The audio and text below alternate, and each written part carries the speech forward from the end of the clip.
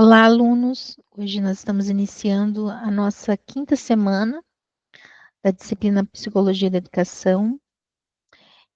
Gostaria de dizer para vocês que nós estamos com questionários online já disponíveis para vocês, né? Qualquer dúvida, vocês podem estar acessando o nosso guia de estudos, né? Nossa primeira semana, a gente trabalhou sobre o papel da psicologia da educação, a visão comportamental da aprendizagem na segunda semana, a visão cognitivista, né, na terceira semana.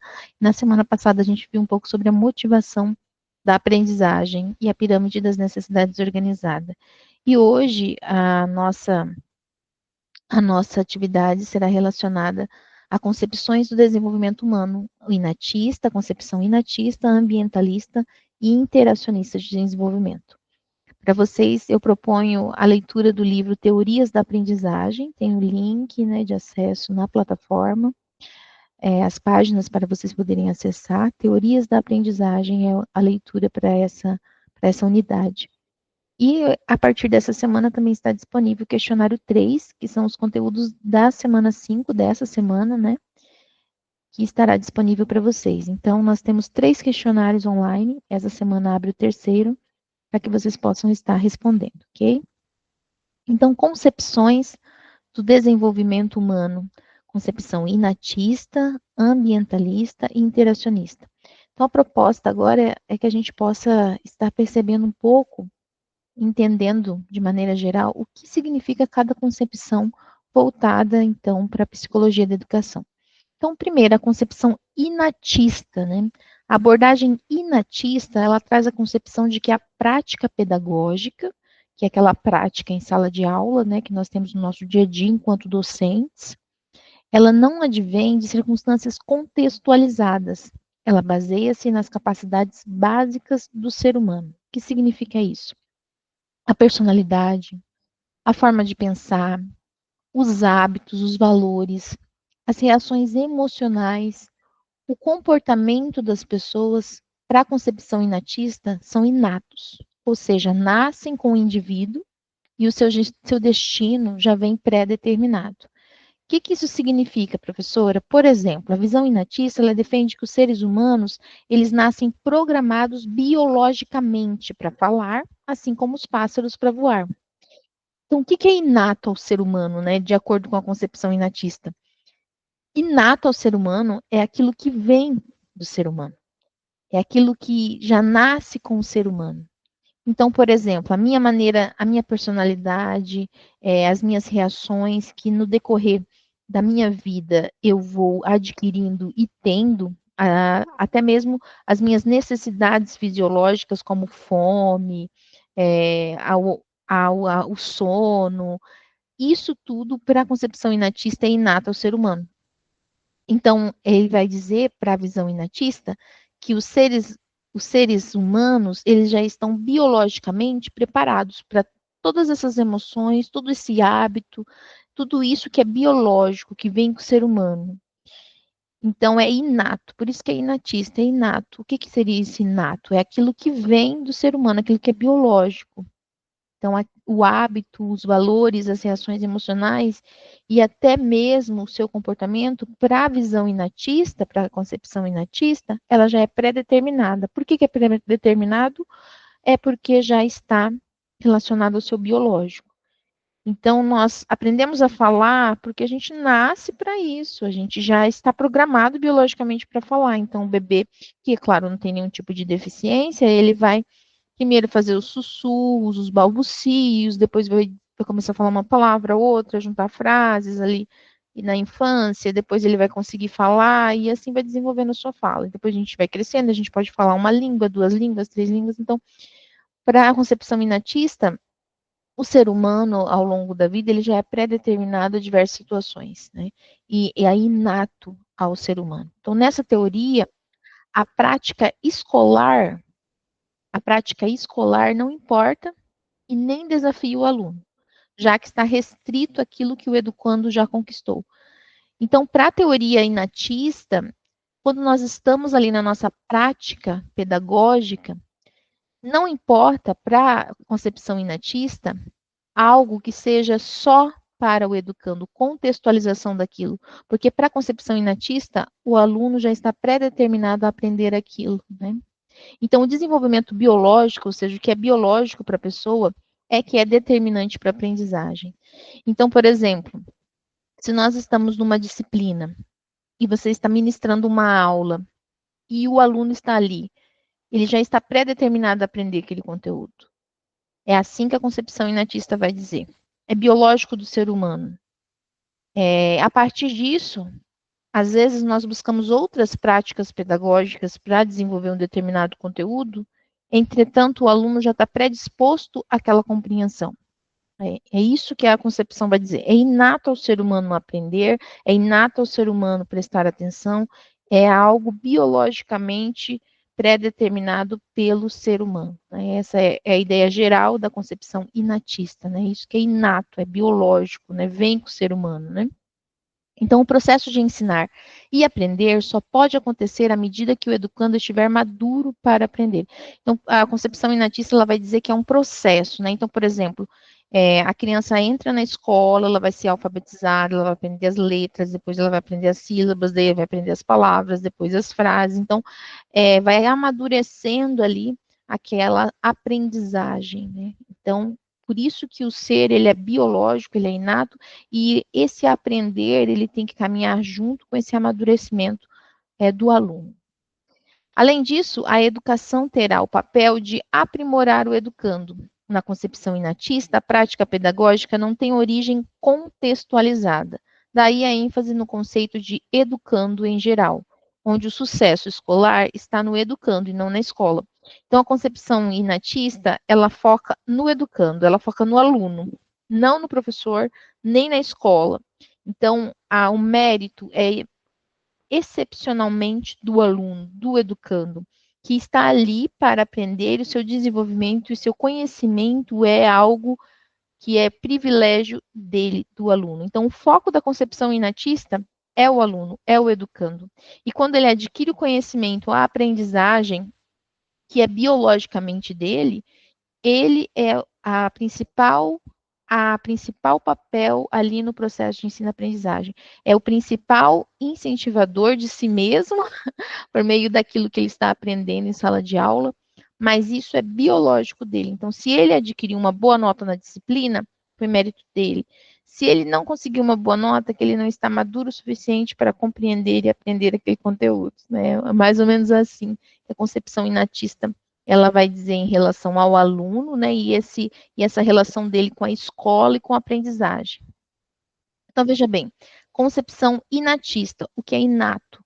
Então, para a concepção inatista, essa relação de professor, aluno, escola, o foco é o aluno. E o aluno, ele aprende por si mesmo, porque ele é biologicamente já pré-determinado para aquilo. Então, para a concepção inatista, o aluno, ele aprende porque está inato a ele. Ele já nasceu para pré-aprender as várias coisas da vida. Então, por exemplo, ele aprende a falar, ele aprende a conviver com as pessoas, ele aprende a comer, ele aprende a dormir. Isso é inato do ser humano. E aprender na escola os conteúdos, a concepção inatista vai dizer que também é inato a ele. Então, o foco é o aluno, é o educando. Então, se ele aprendeu o conteúdo de maneira satisfatória, é mérito dele. Se ele não conseguiu aprender de maneira satisfatória, infelizmente também é culpa dele. Então, é isso que a concepção inatista vai dizer, que esse aprender acompanha o amadurecimento da pessoa enquanto ser humano, enquanto situação biologicamente falando, desse amadurecimento da aprendizagem, né? E aí a gente tem a concepção ambientalista. Então, essa concepção ambientalista, ela privilegia a experiência como fonte do conhecimento e formação de hábitos, atribuindo um grande poder ao ambiente no desenvolvimento e na constituição das características humanas. Preocupa-se em explicar o comportamento humano através da observação, descartando a análise de aspectos de conduta humana, como raciocínio, desejos, fantasias, sentimentos, entre outros. Então, aqui, para a concepção ambientalista, a gente já mudou o foco. Na inatista, o foco era o aluno, era a pessoa, era o ser humano, o ser biológico, né? Entretanto, aqui na ambientalista, e o nome já pressupõe, é o ambiente. Então, é a experiência. é o conhecimento, é o ambiente que ele está vivendo que vai influenciar se de fato vai ser uma aprendizagem satisfatória ou não. Para a concepção ambientalista, o que está ao seu redor te influencia na sua aprendizagem. O ambiente seu te influencia na sua aprendizagem. A observação te auxilia na sua aprendizagem. Então, se você entra numa sala de aula e o aluno está sendo alfabetizado, e daí a professora coloca cartazes lá com a letrinha, com a imagem, então a letra A, daí tem o desenho da abelha, tem a palavra escrita abelha. Isso é um ambiente que faz com que a criança seja proporcionada ou conduzida, né, a aprender ali o alfabeto. Então, o que está ao meu redor me influencia, o ambiente que eu estou me influencia. É isso que a concepção ambientalista vai dizer. Que a aprendizagem se dá por influência do ambiente e dessa observação que o aluno tem ao seu redor, né? Então, isso que vai trazer a aprendizagem de maneira satisfatória para aquele aluno. Então, destaca e valoriza a importância de medir, testar, comparar, experimentar, controlar o comportamento do educando da sua aprendizagem. Então, quando fala do ambiente, essa concepção ambientalista, ela vai focar muito as experiências. Então, o que é isso? É o tocar, é o conduzir, é o controlar, é aquilo que me cerca. Então, nós vamos ter uma aula, e essa aula vai ser prática. O aluno vai pegar, ele vai tocar, ele vai criar, ele vai conduzir, né, esse ambiente mais palpável. Olha, nós vamos falar hoje sobre a natureza, nós vamos sair lá para fora, nós vamos ver ali uma situação, uma outra situação. Então, é o ambiente, é o seu redor que influencia a aprendizagem. Skinner se propõe a construir uma ciência do comportamento. O ambiente, para ele, é muito mais importante do que a maturação biológica. O que é essa maturação biológica? É a concepção inatista. O que é a maturação biológica, né? Esse amadurecimento biológico, aquilo que é inato ao ser humano, que vem da concepção inatista, né? Para ele, para o Skinner, o que importa entre a concepção ambientalista e a concepção inatista, a ambientalista importa mais. O ambiente é mais importante para ele do que essas questões biológicas já pré-determinadas pelo ser humano. Então, são os estímulos presentes numa dada situação que levam ao aparecimento de um determinado comportamento. Então, Skinner ele vai estudar o comportamento humano, e ele vai dizer assim que o comportamento humano, entre essas duas concepções, o ambiente é mais importante do que aquilo que é biológico ao ser humano. É isso que ele vai dizer. O comportamento humano é influenciado mais pelo ambiente ou mais por aquilo que é inato ao ser humano, ou seja, aquilo que já vem do ser humano biologicamente falando? Ele vai dizer que o ambiente é mais importante do que aquilo que já vem pré-determinado como ser humano. Então, mudanças no comportamento podem ser provocadas de diversas maneiras. Consequências positivas provocam um aumento na frequência com que o comportamento aparece e são chamadas de reforçamento.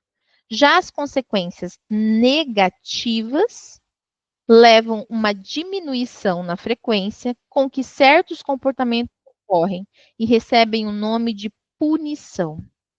Então, Skinner vai dizer que o comportamento, então, ele é mais influenciado pelo ambiente do que pelo ser biologicamente falando, né, a maturação biológica. E ele vai dizer que esses comportamentos do ser humano, ele pode ser um reforçamento ou uma punição. Então, o que seria isso? As consequências positivas, o comportamento positivo, a gente fala que é um reforçamento. E aquilo que é negativo, a gente vê como uma punição. O que o Skinner vai dizer isso? Por exemplo, em sala de aula, o aluno teve um bom desenvolvimento na sua disciplina, e aí você deu um prêmio para ele. Olha, parabéns, eu comprei, sei lá, até um chocolate para ele. Parabéns, você foi muito bem, você foi um aluno de destaque. Para o Skinner, esse comportamento positivo é chamado de reforçamento. Então, é um comportamento positivo do aluno. O aluno aprendeu, ele se desenvolveu, ele foi destaque, ele conseguiu alcançar o objetivo, até às vezes ir além daquilo que se esperava. Então, esse comportamento positivo para o Skinner É chamado de reforçamento. E ele vai dizer também que o ambiente foi o que proporcionou isso, né? O que ajudou, o que colaborou para esse comportamento positivo desse aluno. Entretanto, pode haver em uma sala de aula também comportamentos negativos, né? Negativos daquele aluno. Em que situação? Principalmente aqueles alunos, por exemplo, que são indisciplinados, né? Os alunos que são indisciplinados, que não obedecem às regras, às vezes que fica conversando muito em sala de aula, atrapalhando o desenvolvimento da sua aula, né? Esse aluno teve um comportamento negativo. Então, o Skinner vai dizer que isso é uma punição. O que é uma punição? É quando há uma consequência desagradável. Então, um aluno que está tendo um mau comportamento em sala de aula, qual que geralmente são as providências de um docente, de um professor, que não consegue dar aula ali naquela situação daquele aluno que está perturbando a aula? Vai conversar com a coordenação, vai conversar com um assessor pedagógico, né, dependendo da estrutura da escola, né? Vai chamar os pais, olha, o aluno não está se comportando em sala de aula. Por exemplo, haverá uma punição para esse aluno? Essa punição ela será em nota? Essa punição será em participação dos eventos? Né? Sempre há uma consequência negativa para aquele comportamento negativo, né? De fato, para que tente, então, Skinner vai dizer, para que essa punição tente fazer com que esse aluno, de fato, comece a melhorar e tenha um comportamento positivo. Né? Então, por exemplo, o que a gente chama de punição? Ah, tem os jogos escolares. Olha, aluno, se você não se comportar em sala de aula, você não vai para os jogos escolares. Essa é uma punição.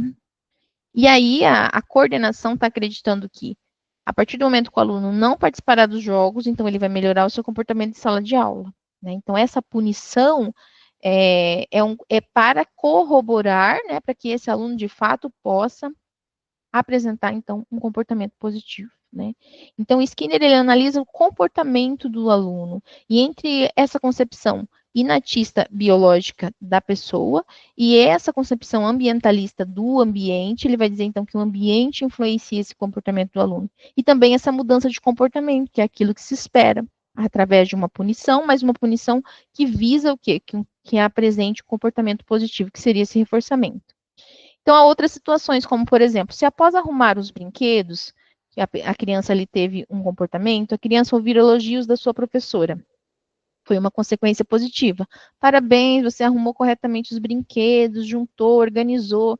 Então, ela procurará deixar os brinquedos arrumados mais frequentemente. Por que a criança vai querer deixar os brinquedos arrumados mais frequentemente? Para que ela ouça mais elogios da professora e, de fato, ela se sinta bem naquela situação.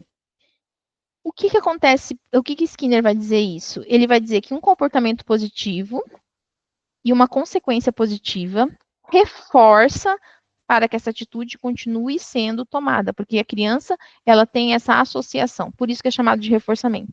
Então, eu guardei meus brinquedos, eu tive um comportamento positivo.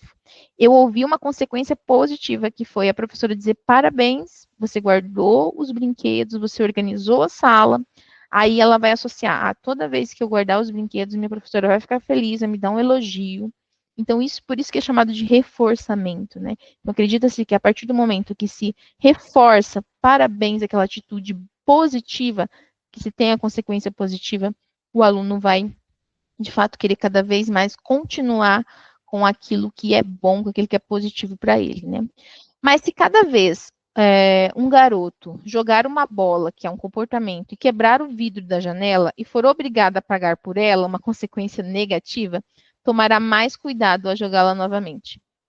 Então, o Skinner vai falar que tem o reforçamento, que é isso, né, do elogio e o aluno continuar fazendo as coisas positivas, mas também tem a punição, né? E aí o aluno vai, a partir daquele momento, buscar se corrigir para não cometer aquele comportamento negativo novamente. E aqui o exemplo é esse.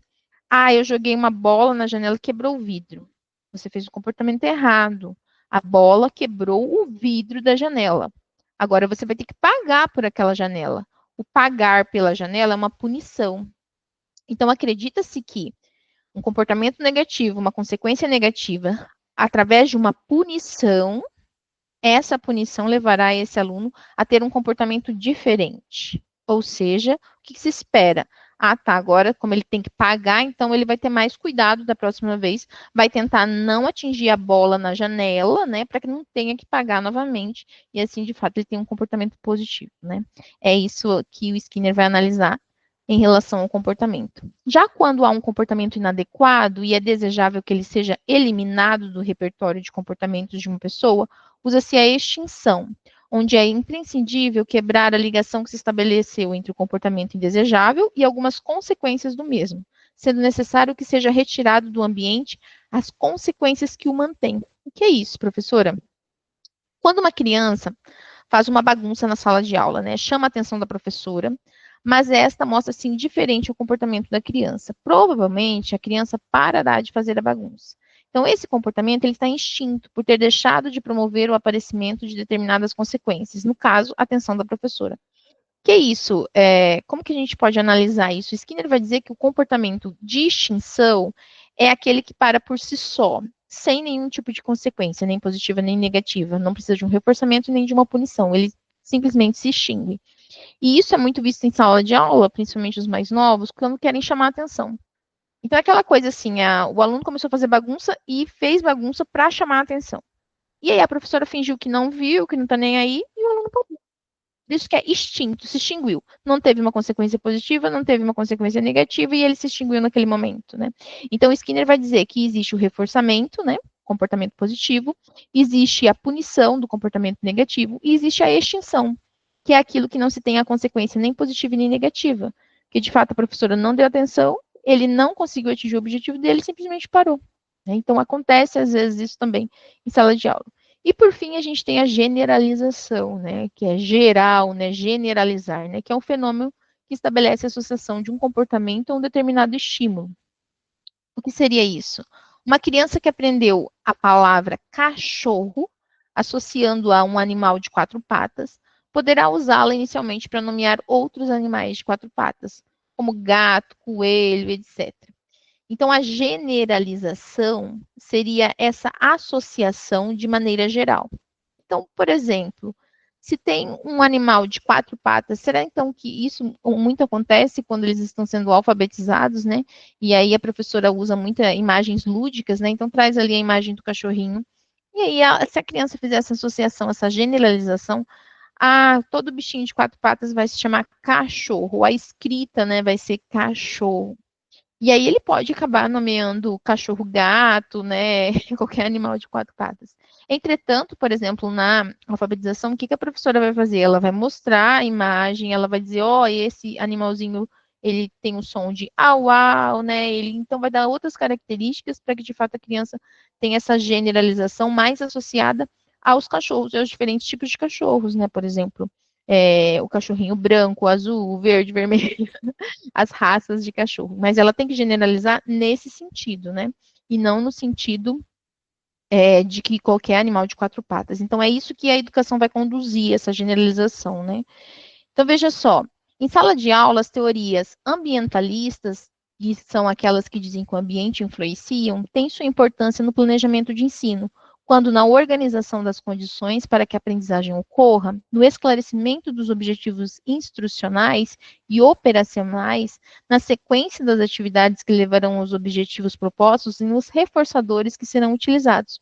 Então, quando a gente fala da teoria ambientalista, né, que é aquela teoria que diz que o ambiente influencia a aprendizagem do aluno, que o ambiente propicia esse desenvolvimento do aluno, é de extrema importância num plano de ensino. Por quê? Porque no plano de ensino, a gente pode colocar, por exemplo, que se tenha cartazes, que se confeccionem cartazes, né?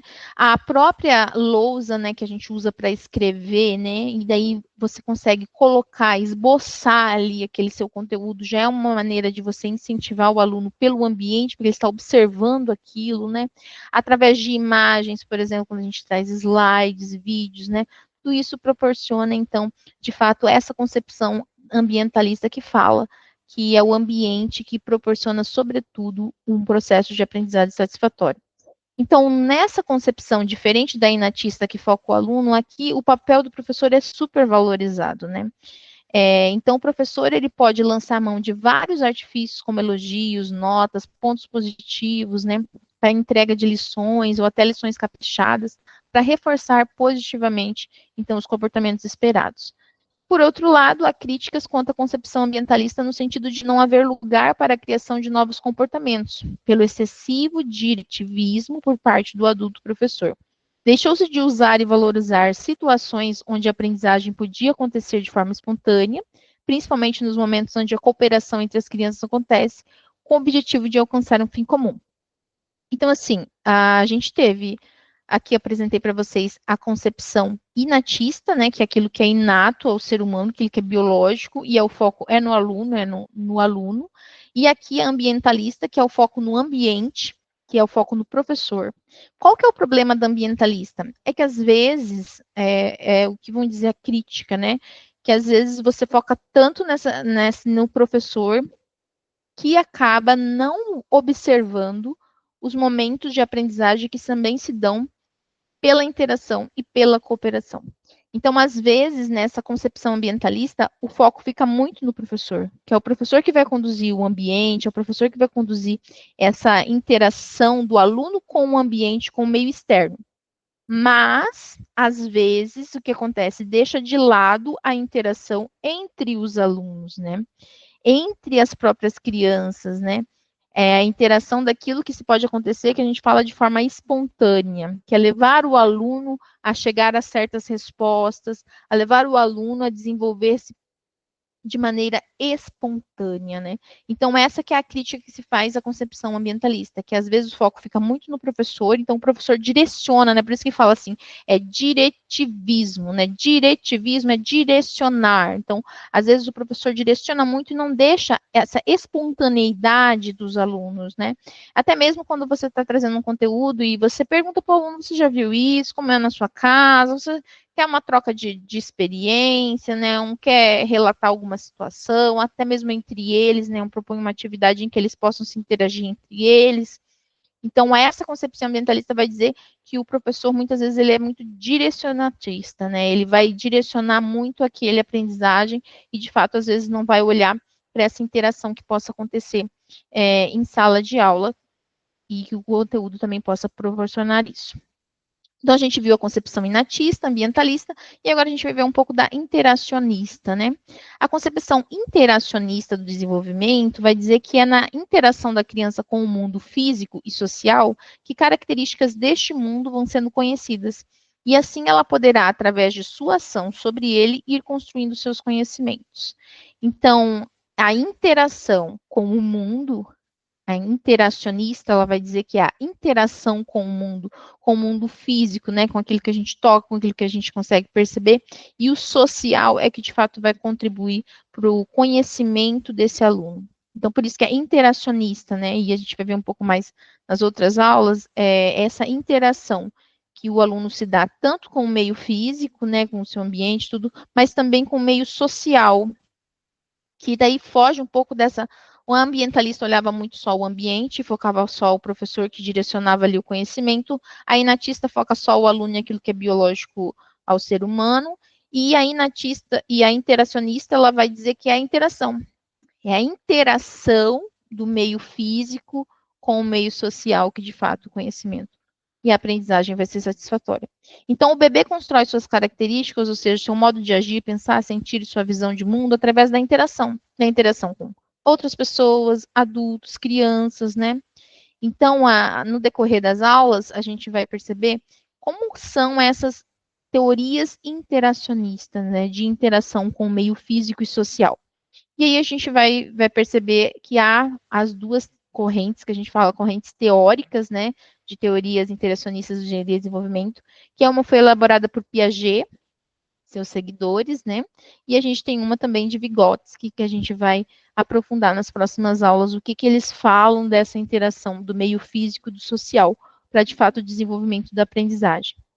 Então, de maneira geral, hoje a gente viu as três teorias, né, que embasam pela psicologia da educação, a aprendizagem em sala de aula, que é a teoria inatista, que vai dizer que é o aluno foco e é aquilo que é biologicamente pré-determinado do aluno que ele vai aprender, e quando você tem esse amadurecimento da aprendizagem, ele vai aprender. né? Então, não adianta eu colocar um bebê para falar inglês se ele nem sabe falar ainda o português. Tem que esperar ele ser maduro o suficiente, ele vai estar pré-determinado, então, a desenvolver uma língua estrangeira. É isso que a teoria inatista vai dizer. Agora, a teoria ambientalista vai dizer que é o ambiente, né, e o professor direcionando esse ambiente é que vai proporcionar, de fato, uma aprendizagem satisfatória. E daí Skinner vai dizer as diferentes formas de comportamento, né, que se dão por esse ambiente, porque para ele o ambiente é mais importante do que aquilo que é inato ao ser humano. Então, ele vai dizer que tem um comportamento positivo que se dá pelo reforçamento, né, um elogio, parabéns, aluno, você conseguiu muito bem, e uma punição, que também quer levar-se a um comportamento positivo, que no caso quebrou a janela, você vai pagar a janela. Então acredita-se que ele não vai quebrar de novo a janela com uma bola, né? E por fim a gente tem a extinção, que é aquele comportamento que o aluno quer chamar a atenção do professor e o professor finge que não tô nem aí, e aí o aluno extingue aquilo, né? Ele para de fazer aquele comportamento devido. Então, para Skinner, nós temos o reforçamento, o comportamento positivo, a punição do comportamento negativo e a extinção que se extinguiu.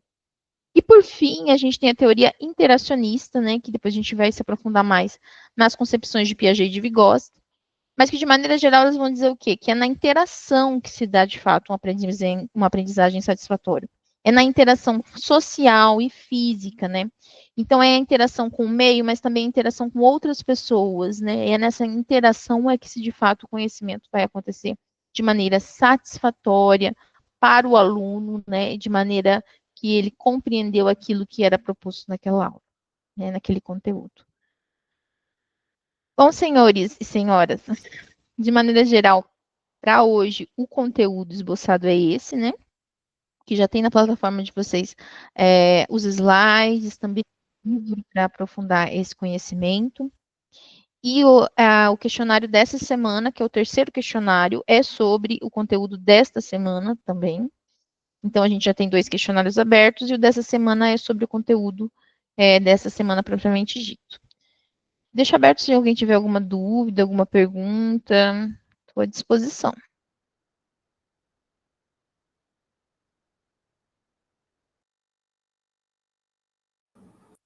Tem não, professora, foi bem explicado, tá? Deu para entender bem mesmo. Vygotsky, né, e Piaget sempre tem, né, eles no meio da educação. A gente estuda muito sobre eles. Eles são os caras, né? Sempre os caras. Verdade. Nos concursos de meu Deus aí, sempre, de vez em Nossa, quando, eles caem, né? Aí, às ai, vezes, a gente estuda e a gente ainda acaba, né? Quando a gente chega está um saco. estudando, quando a gente está estudando, a gente consegue perceber bem, assim, a diferença, mas se às vezes você está um pouco afastado, aí você fica pensando, ai, mas será essa teoria de... né? Às É vezes, verdade. Isso cai muito em pedagogia também, né? Eu não fiz pedagogia, né? Eu fiz biologia, mas eu vejo os pedagogos sempre falando neles, sempre, sempre. sempre. É uma jornada, uma caminhada, mas é bom porque a gente, de fato, sempre traz alguma coisa para nós, né? Alguma coisa Verdade. A para a gente nossa prática docente, né? Esse é o objetivo, né? sim. Que é muito importante. Outra coisa, o sistema estava inativo semana passada, mas eu entrei no horário e gravei a aula. Ontem também parece que o sistema estava ruim, mas assim, a gente vai conduzindo as aulas, o mesmo horário agora é 7 horas, tá? Só hoje porque eu tenho uma reunião e aí eu tive que marcar um pouco mais cedo para poder participar da reunião posterior.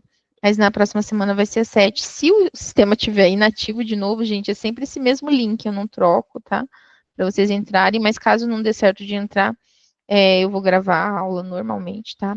É porque agora, de fato, os sistemas estão bem assim, inoperantes, né? Hoje cedo mesmo não tinha swap, não tinha AVA, depois voltou. Eu acho que eles estão fazendo alguma manutenção, ou já querem sair de férias, né? Férias do fim do ano, mas ainda tem um tempinho para sair de férias, né? Verdade. É. Eles já estão. Nós estamos doidinhos para entrar de férias já. O IFMT também, a galera. Eu falei, gente, mas nós vamos até dia 20 de dezembro, né? Hum, Então ainda falta aí mais de 30 dias, tem que aguentar. nós vamos até dia 13, graças a Deus. Ah, uma semana a menos. E a questão é que nós tivemos greve, né? Então nós vamos sair de férias, mas nós retornamos com o ano letivo 2024/2. Então, nós vamos terminar 2024/2 em março. Olha, é horrível isso, né? Essa parada, porque, tipo, tudo que você explicou esse ano, o aluno ano que vem não vai saber nada, né? É desse jeito mesmo. Aí você tem que voltar o conteúdo ou bola para frente. Mas é isso, faz parte da caminhada, né? As greves fazem parte. Infelizmente, né?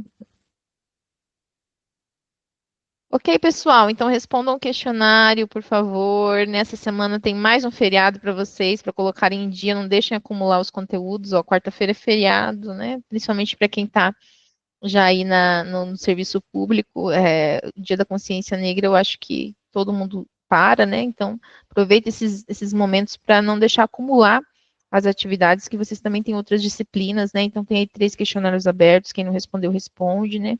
Para não deixar acumular aí para o final, ok? Muito obrigada, bom feriado, bom descanso para quem vai descansar, e até mais, tá bom? Até mais, professora. Boa noite, com Deus. Tchau, tchau, boa noite, Tchau, obrigada. boa noite.